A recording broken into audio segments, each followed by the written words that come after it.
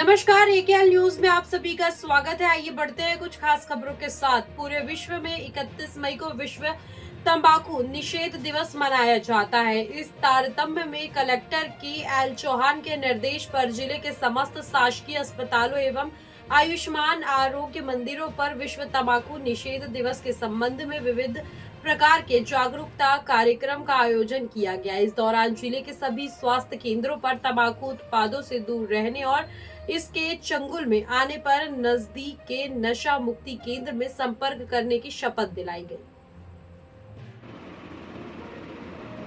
इस वर्ष की थीम है बच्चों को तंबाकू उद्योग के हस्तक्षेप से बचाना। जागरूकता कार्यक्रम में जिला कार्यक्रम प्रबंधक श्रीमती सृष्टि शर्मा के सुझाव पर मॉडल प्रतियोगिता का भी आयोजन किया गया, जिस पर कई रोचक मॉडल प्रदर्शित करते हुए लोगों को तंबाकू उत्पादों से दूर रहने की अपील की गई।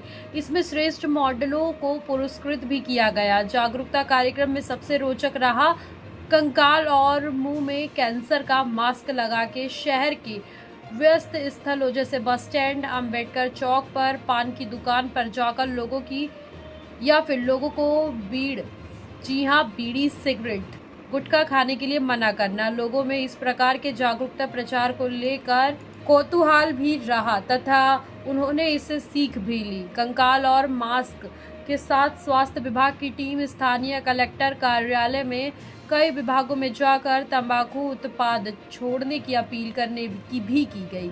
जिले के मुख्य चिकित्सा एवं स्वास्थ्य अधिकारी डॉक्टर MP महेश्वर के अनुसार दुनिया भर में हर साल तंबाकू से होने वाली बीमारियों के कारण लाखों लोगों की मौत हो जाती है। एक अनुमान के अनुसार भारत का हर 9वां व्यक्ति तंबाकू का सेवन करता है। तंबाकू कई प्रकार की लाइलाज बीमारियां जैसे फेफड़े, मुंह का कैंसर, हृदय रोग, बाल, नाखून, त्वचा की समस्या पैदा करता है।